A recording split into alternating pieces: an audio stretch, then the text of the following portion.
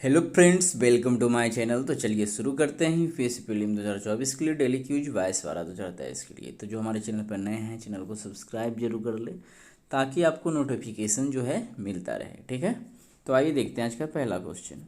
तो पहला क्वेश्चन है, निम्नलिखित जोड़ियों पर विचार कीजिए। इधर नृत्य है और इधर राज्य है। ठीक है, यहाँ है कोलाटम, पोनुंग और बगु रुम्बा। इधर है अरुणाचल प्रदेश, आंध्र प्रदेश और असम। तो ध्यान देना है कि कोलाटम जो है आंध्र प्रदेश का है और तमिलनाडु का है। पोनुंग जो है अरुणाचल प्रदेश का है। तो यहाँ पे सुमेलित ढूंढना है। ठीक है, तो ये दो तो ऐसे ही गलती हो गया। अब है बगुरुम्बा, तो ये असम में है, इसीलिए केवल 3 आंसर हो जाएगा ऑप्शन सी। ठीक है, चलिए आइए देखते हैं इसका डिस्क्रिप्शन। तो डिस्क्रिप्शन है, कोलाटम आंध्र प्रदेश और तमिलनाडु राज्यों का लोक नृत्य है। यह एक धार्मिक प्रस्तुति का हिस्सा है जहां महिला नर्तकियां आंध्र प्रदेश के कई क्षेत्रों में मंदिर की देवी को श्रद्धांजलि अर्पित करती हैं। ऐसा कथन एक सही सुमेलित नहीं था। करपोनुंग अरुणाचल प्रदेश के आदिवासी समुदाय द्वारा किया जाने वाला फसल नृत्य है। यह फसल कटाई कार्य से ठीक पहले आयोजित होने वाले उत्सव में नृत्य किया जाता है, अतः युग्म 2 भी सुमेलित नहीं था। बगु रुम्बा असम राज्य और उत्तर पूर्व भारत में रहने वाले स्वदेशी बोरो लोगों का एक पारंपरिक नृत्य है, अतः युग्म 3 सुमेलित है। ठीक है, आइए देखते हैं दूसरा क्वेश्चन। तो दूसरा क्वेश्चन है, विधानसभा सदस्य या एमएलए की अयोग्यता के संबंध में निम्नलिखित कथनों पर विचार कीजिए। कितने कथन सही नहीं ये ढूंढना है। यदि निवारक निरोध कानून के तहत हिरासत में लिया जाता है तो इससे सदस्य को अयोग्य घोषित कर दिया जाएगा। तो इस गलत है ये। एक बार जब कोई विधायक अयोग्य घोषित हो जाता है तो अदालत भी उस फैसले को वापस नहीं लेता है या नहीं लिया जा सकता है, तो ये भी गलत है। किसी सदस्य की अयोग्यता पर राज्यपाल का निर्णय अंतिम होता है, लेकिन उन्हें कार्रवाई करने से पहले चुनाव आयोग की राय लेनी होगी। ठीक है, तो ये सही है, लेकिन कितने सही नहीं यही ढूंढना था, तो ऑप्शन ए हो जाएगा। ठीक है, आइए देखते हैं डिस्क्रिप्शन। तो डिस्क्रिप्शन है, विधानसभा के सदस्य की अयोग्यता निवारक निरोध कानून के तहत किसी व्यक्ति की हिरासत अयोग्यता नहीं है। ऐसा कथन पहला सही नहीं है। यदि कोई उच्च न्यायालय दोषसिद्धि पर रोक लगा देता है या दोषी सदस्य के पक्ष में अपील का फैसला करता है तो अयोग्यता के निर्णय को वापस लिया जा सकता है। ऐसा कथन दूसरा भी सही नहीं है। किसी सदस्य के अयोग्यता पर राज्यपाल का निर्णय अंतिम होता है, लेकिन उन्हें कार्रवाई करने से पहले चुनाव आयोग की राय लेनी होगी। ऐसा कथन तीसरा सही है। ठीक है, चलिए देखते हैं आगे अगला क्वेश्चन। भारत के भविष्य के अंतरिक्ष मिशन के संबंध में निम्नलिखित कथनों पर विचार कीजिए। चंद्रयान 4 मिशन का लक्ष्य मनुष्य को अंतरिक्ष में भेजना और उन्हें सुरक्षित पृथ्वी पर वापस लाना है। तो ये चंद्रयान नहीं, गगनयान का मिशन है, तो पहला तो गलत हो जाएगा। भारतीय अंतरिक्ष स्टेशन का पहला मॉड्यूल 2028 तक लॉन्च किया जाएगा, तो ये कथन सही लग रहा है। ठीक है, निसार एक जियो स्टेशनरी ऑर्बिट वेधशाला है, लियो। ठीक है, वेधशाला है ना कि जियो, जिसे नासा और इसरो द्वारा संयुक्त रूप से विकसित किया जा रहा है, तो ये भी सही है। तो केवल एक सही ऑप्शन एक करेक्ट हो जाएगा। ठीक है, चलिए आइए देखते हैं इसरो के भविष्य के प्रयास। चंद्रयान 4 मिशन यहाँ पे देखते हैं।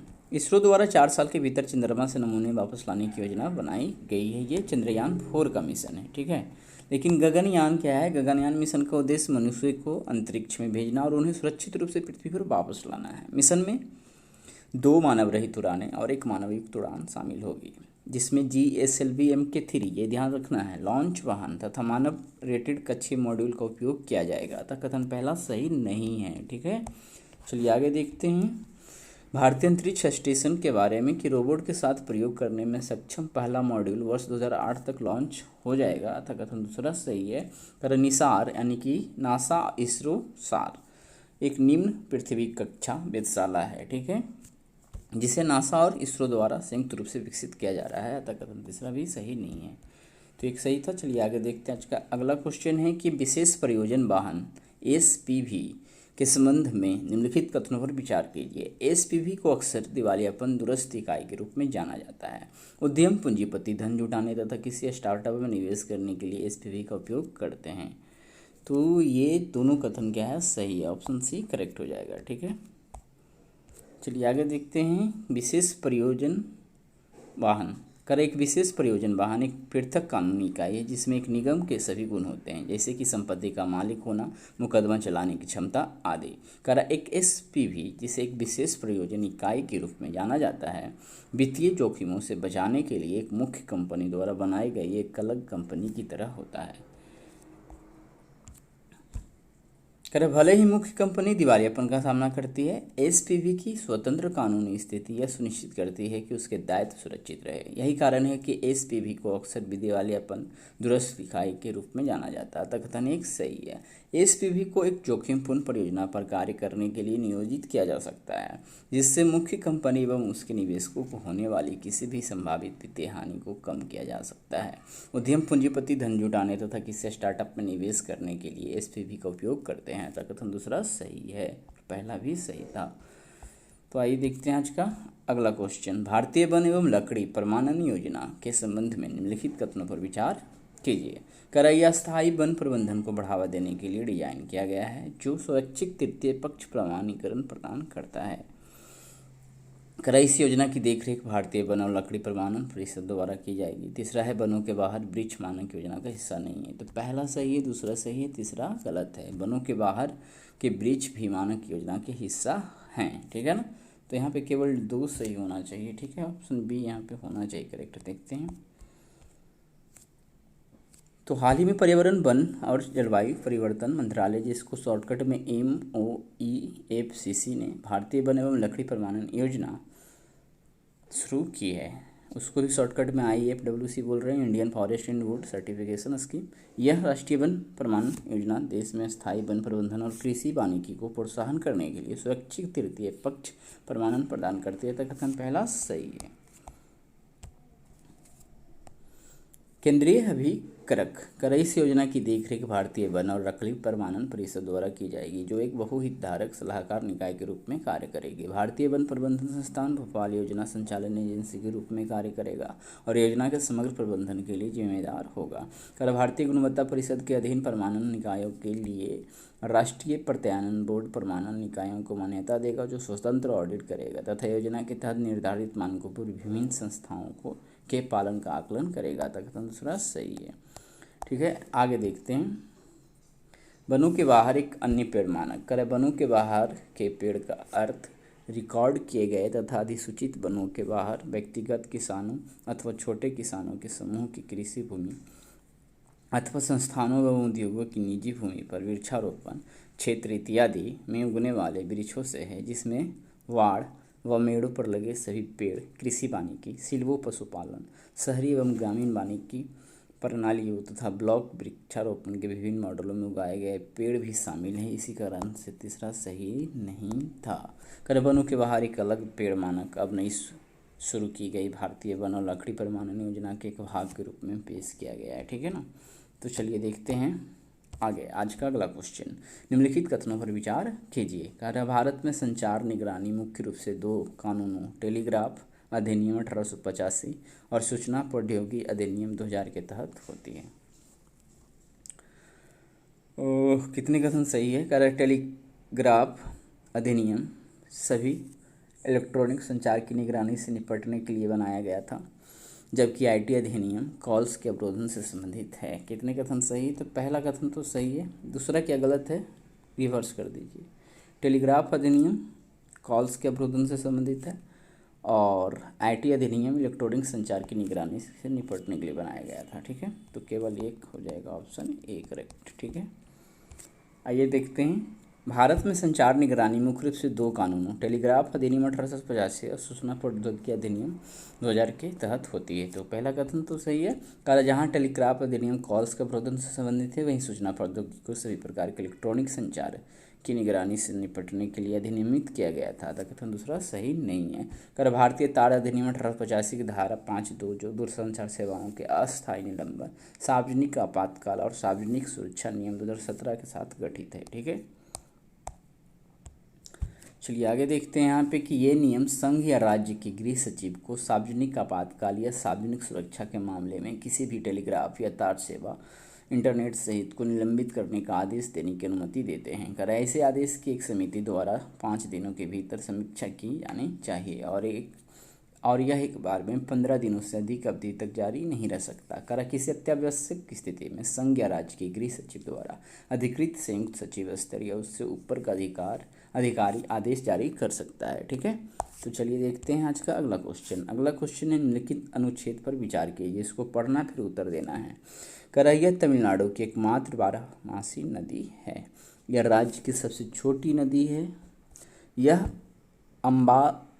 अम्बासमुद्रम तालुक में पश्चिमी घाट की पोथीगाई पहाड़ियों से निकलती है और तिरुनेलवेली तथा थुदुकुडु जिले से होकर बहते हुए खोरकाई यानी तिरुनेलवेली जिले में मन्नार की खाड़ी बंगाल की खाड़ी में गिर जाती है। ठीक है, यानी मन्नार की खाड़ी जो है बंगाल की खाड़ी में पड़ता है, उसमें गिर जाती है। इस प्रकार यह एक ही राज्य में बहती है। यह नदी नीलगिरी, मार्टन, पतला लोरिस, लायन टेल्ड मकाक, सफ़ेद धब्बेदार झाड़ी मेढक, आकाश गंगा मेढक, श्रीलंकाई एटलस मोथ और ग्रेट हॉर्नबिल जैसे वन जीवों का समर्थन करती है। पारिस्थितिक तंत्र सेवाओं के अलावा यह नदी राज्य के लोगों के लिए ऐतिहासिक मूल्य भी रखती है। संगम युग साहित्य में इसका व्यापक रूप से उल्लेख किया गया है। तो वो नदी जो है थामीराबरानी है, ऑप्शन ए। ठीक है, तो थामीराबरानी तमिलनाडु के एकमात्र 12मासी यानी पानी का निरंतर प्रवाह वाला नदी है। ठीक है, विकल्प ए सही है। चलिए देखते हैं अगला क्वेश्चन।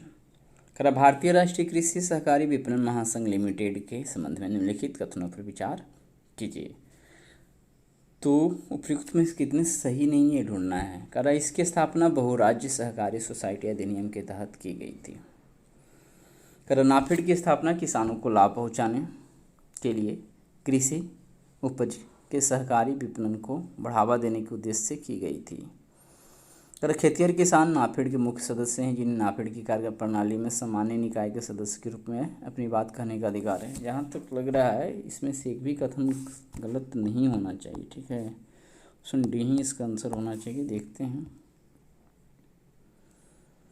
ठीक है, तो भारतीय राष्ट्रीय कृषि सहकारी विपणन संघ लिमिटेड यानी नाफेड, भारतीय राष्ट्रीय कृषि सहकारी विपणन महासंघ लिमिटेड नाफेड की स्थापना 2 अक्टूबर 1958 को गांधी जयंती पर की गई थी। नाफेड बहुराज्य सरकारी सोसाइटी अधिनियम के तहत पंजीकृत है। अतः कथन पहला सही है।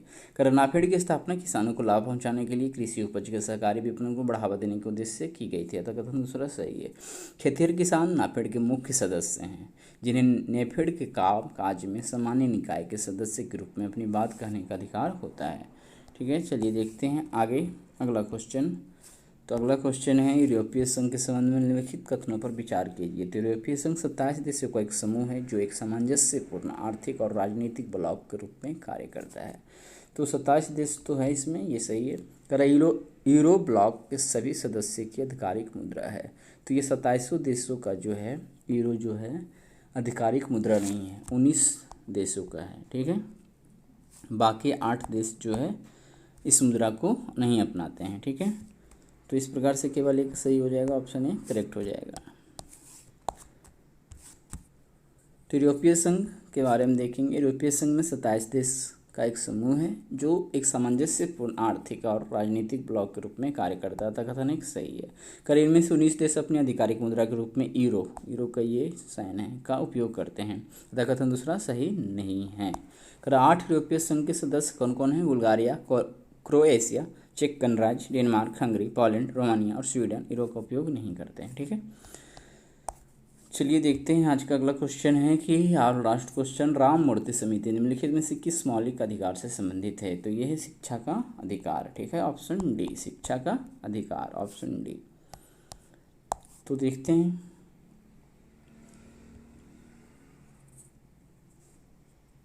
शिक्षा का अधिकार पर पहला आधिकारिक दस्तावेज वर्ष 1990 में राम मूर्ति समिति की रिपोर्ट थी।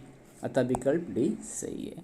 कर वर्ष 2002 में 86वें संविधान संशोधन से शिक्षा के अधिकार को संविधान के भाग 3 में एक मौलिक अधिकार के तहत शामिल किया गया था। 21 में हो सकता आगे हो भी, आप देखते हैं। करा है इसे अनुच्छेद 21 के अंतर्गत शामिल किया गया था, जिसने 6 से 14 वर्ष के बच्चों के लिए शिक्षा के अधिकार को एक मौलिक अधिकार बना दिया था। करा इसने एक अनुवर्ती कानून शिक्षा के अधिकार अधिनियम 2009 का भी प्रावधान किया था। करा शिक्षा का अधिकार जो है RTI अधिनियम 2009 का उद्देश्य जो है 6 से 14 वर्ष की आयु के सभी बच्चों को प्राथमिक शिक्षा प्रदान करना है। ठीक है, तो आज हमने 10 क्वेश्चन देख लिया, कल मिलते हैं।